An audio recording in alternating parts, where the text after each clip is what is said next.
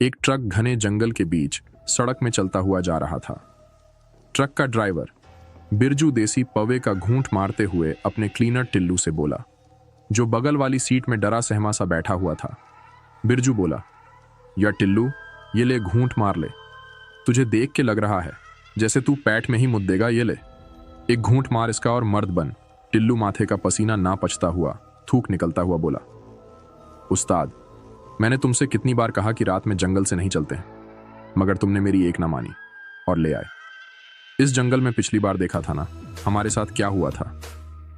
बिरजू सिर झटक हुआ बोला, हट साला भट्टू, ये वो जंगल थोड़ी ना है। अब क्या हर जंगल में तुझे भूत मिलेंगे? टिल्लू बोला। पर उस्ताद, उस बूढ़े ड्राइवर ने क्या कहा था, याद है ना? उस सरकटे तांत्रिक ने जंगल में से उस घर के अंदर कैद अपनी खोपड़ी ढूंढ निकाली होगी और अब वह जिंदा हो गया होगा। बिरजू बोला, अबे यार, तू उसे भूल क्यों नहीं जाता? कुछ नहीं होगा न, साल बीत चुके हैं। उस बात को उसे हमारे पीछे आना होता तो अब तक आ चुका होता। टिल्लू अपने सूखे होठों को जीभ से गीला करता हुआ बोला, पर उस्ताद, आज मेरा दिल बहुत घबरा रहा है। ऐसा लग रहा जैसे कुछ बुरा होने वाला है। बिरजू बोला, कुछ बुरा नहीं होने वाला।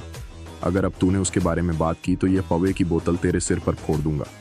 इससे बुरा और क्या ही होगा तेरे साथ। बस तभी अचानक कहीं से कोई चीज उड़ती हुई आई और उनके सामने विंड स्क्रीन पर आकर जोर से टकराई। बिरजू ने अचानक से ट्रक के ब्रेक मारे और ट्रक एक झटके में रुक गया और पूरे जंगल में सन्ना छा गया। बिरजू और टिल्लू की नजर सामने ट्रक की विंड स्क्रीन के कांच पर थी और दोनों के चेहरों पर खौफ के बादल छा चुके थे। दोनों की आंखें फटी पड़ी थीं। ट्रक की विंड स्क्रीन के कांच के बाहर खून लगा हुआ था, लाल और गाढ़ा खून। दोस्तों, इस कहानी के पिछले भाग में आपके कमेंट्स आए थे कि अगला भाग कब आएगा। मैंने इसके पिछले भाग में आपसे कहा था कि 1000 लाइक्स पूरे होने पर इस कहानी का अगला भाग आ जाएगा, मगर अभी तक 1000 लाइक्स पूरे नहीं हुए। यह वीडियो उस कहानी के अगले भाग का सिर्फ एक छोटा सा ग्लिम्स है। वो सिरकटा तांत्रिक अब जिंदा हो चुका है, इसलिए इस कहानी के अगले भाग में आपको उस तांत्रिक द्वारा मचाई गई तबाही, खून खराबा सुनाया जाएगा। इसलिए आपसे रिक्वेस्ट है कि उस वीडियो को ज़्यादा से ज़्यादा शेयर करें ताकि कम से कम उस वीडियो में 1000 लाइक्स पूरे हो जाएं और मैं इस कहानी का अगला भाग ला सकूं। धन्यवाद।